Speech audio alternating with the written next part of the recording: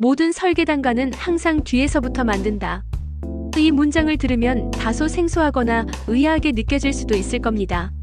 하지만 이 방법은 설계단가를 효율적으로 산출하기 위한 가장 핵심적인 원칙이 됩니다.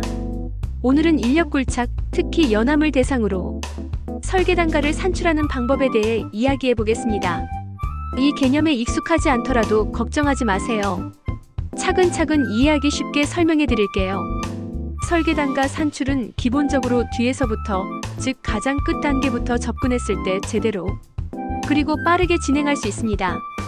예를 들어 연함 인력굴착의 단가를 산출할 때 우리가 먼저 확인해야 할 자료는 노임단가이고 그 다음으로 기계경비 적용 기준, 기계경비 총괄료를 차례로 계산한 뒤 단가 산출과 단가 산출 총괄표를 작성하는 방식으로 진행됩니다.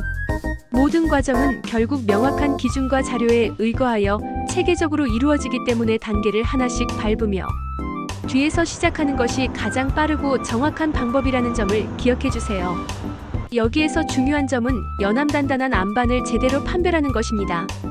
연함은 육안 확인 방법이나 슈미트 해머와 같은 기구를 통해 구체적으로 알아볼 수 있습니다. 육안 확인은 현장에서 흔히 사용되며 암석의 색상, 균열 여부, 육안으로 보이는 질감 등을 통해 연함인지 보통함인지 구분하는 것이죠. 반면 슈미트 해머는 암석의 강도를 측정하여 이를 숫자로 객관화된 데이터로 보여줍니다. 이후 암석의 종류를 명확히 알아야 인력굴착에 필요한 비용을 정확히 산출할 수 있습니다. 이 과정에서 우리가 배우는 주요 메시지는 모든 일이 명확한 자료와 체계적인 계획을 기반으로 이루어져야 한다는 점입니다.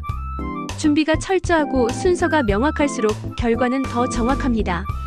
또한 현장에서의 기본적인 지식과 도구 활용법, 그리고 기준을 잘 숙지하는 것이 실질적으로 얼마나 큰 차이를 만들어내는지도 깨닫게 됩니다. 단순히 안반 하나를 파내는 것이 아니라 그 뒤에 숨은 세부적인 과정들을 이해하면서 보다 큰 그림을 보는 시각을 갖게 되는 것이죠. 이 내용을 통해 가장 큰 시사점은 체계적이고 명확한 프로세스가 얼마나 중요한가입니다.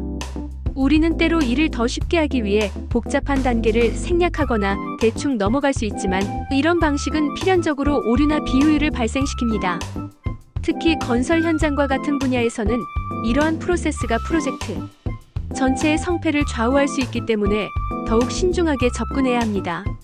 이 주제를 접한 다른 사람들은 체계적인 설계 방식의 중요성과 동시에 현장의 작은 디테일들이 얼마나 큰 영향을 줄 수 있는지를 깨닫게 되었다고 말합니다.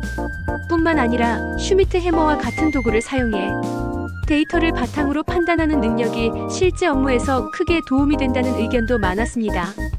설령 이 분야에 직접 종사하지 않더라도 이런 원리와 과정을 배우는 것 자체가 문제를 체계적으로 해결하는 데 유용하다는 반응이 주를 이루었죠. 그럼